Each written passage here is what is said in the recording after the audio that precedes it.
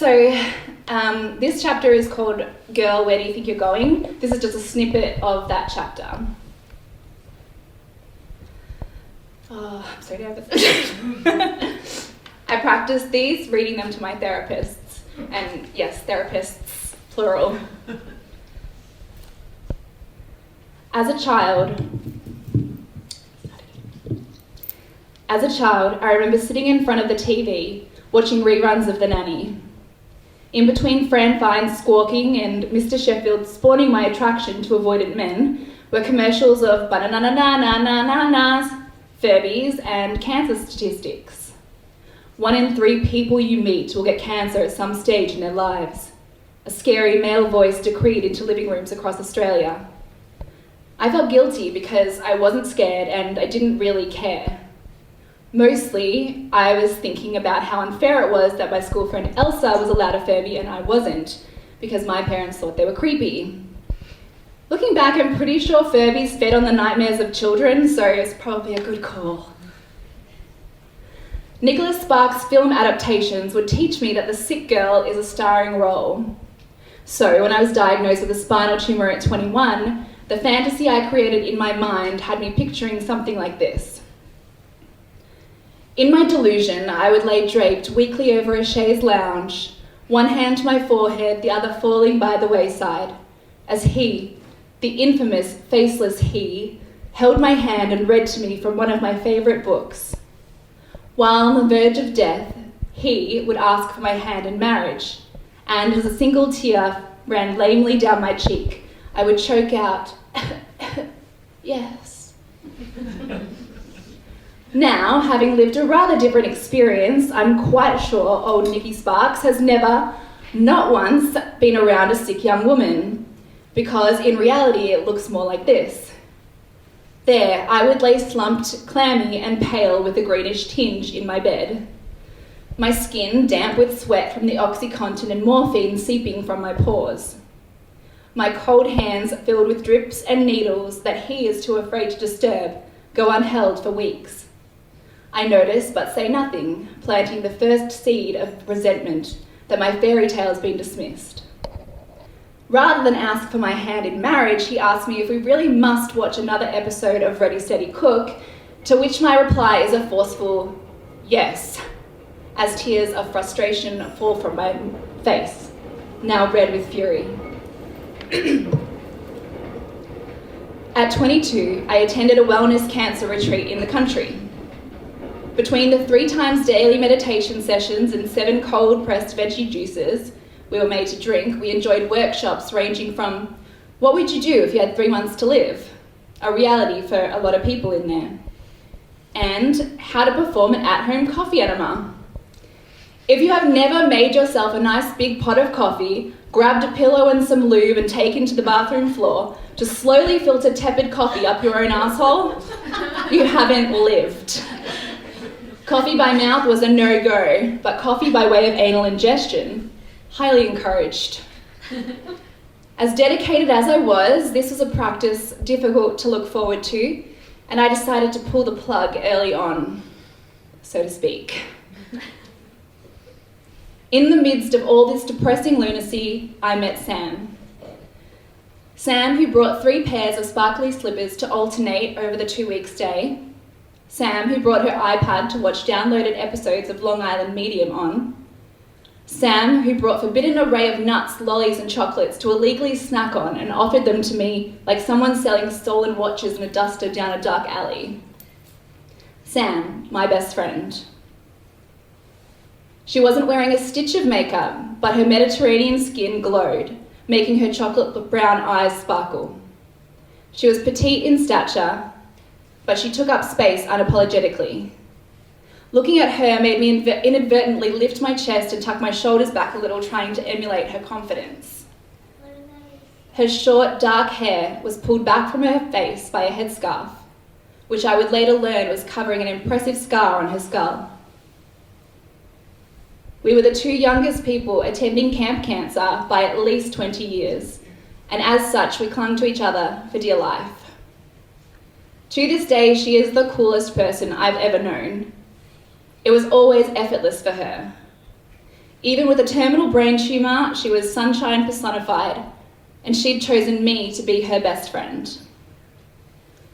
Being seen by Sam, realising she really wanted to know me, is probably the most important I've felt in my entire life.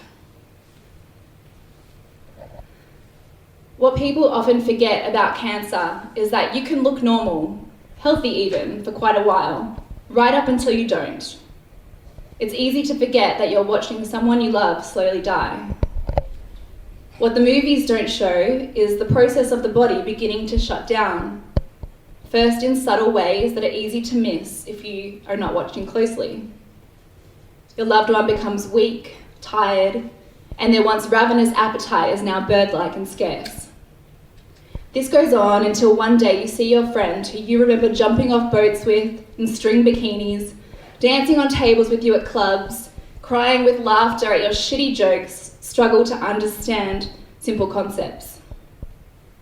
Her breathing laboured, an appearance very different from the cancer patients you were shown on film.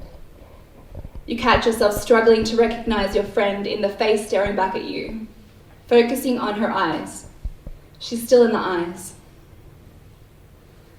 On the 8th of November 2015, I sat by her bedside, gently clasping her swollen hand. It was my 27th birthday. I remember the final time I got to tell Sam I loved her. I was talking to her, telling her how beautiful she was and giving her a gentle kiss on the forehead. I remember the freckles lining her nose and the weight of her plump cheeks in my hands, swollen from the steroids. She could no longer speak, and the muscles in her face and eyes were too tired to function. Her eyes welled up as I spoke, and I noticed the tiniest amount of tension visible between her brow. "It's okay, Shmoo. I know you love me too," I assured her. Her brow softened, and she closed her eyes. My heart fucking broke. We lost her 4 days later when she was just 31. I was down the hall of the hospital when I got the news. All I remember is this guttural scream bursting free of my chest as another group of hospital visitors looked on. I tried to stand up, to run to her bedside, but my legs buckled beneath me. I fell to my knees as my boyfriend Simon weakly patted my shoulder. There. Sam's courageous friend Alana flew down the corridor and scooped me up from the hospital floor. I buried my face in her cushiony chest and sobbed. She held me, rocking my shocked, limp body as Simon shuffled awkwardly in his seat. We don't talk about friends as life partners enough. We put all that pressure on romantic love. But that's what Sam was to me. She was my soulmate. She made me better, happier. The strange thing about losing your closest friend is that they are the only person you want to talk to about it. It doesn't make any sense, but the minute I found out Sam was gone, I took my phone out to call her and tell her. I took my phone out to call her and tell her the news. I wanted her to tell me I would be okay, even if she didn't believe it. I wanted her to tell me how useless Simon had been and hear her chuckle at his emotional incompetence before telling me to dump his sorry ass. But all I got when I called her phone was her iconic answering message. "Hi, you've called Sam. I'm either sleeping, meditating, or can't be bothered talking. So please leave a message and I'll get back to you. Bye." Thank you.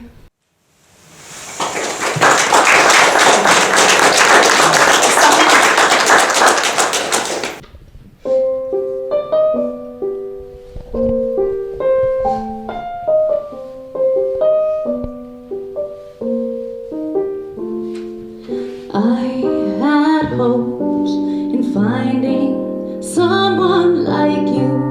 My life so sweet could never turn blue and true. It all felt like a dream, a scene. Now I left out at sea, and we cannot breathe in this ocean deep. I wander beneath, you swim alongside, and I wonder why.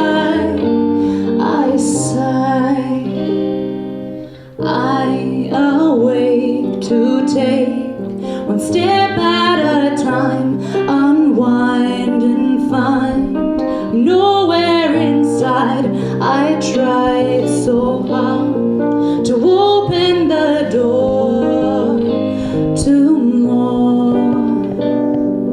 Guide me to a place where we don't need faith, but wait, there's more than I can endure. I hide myself away for today.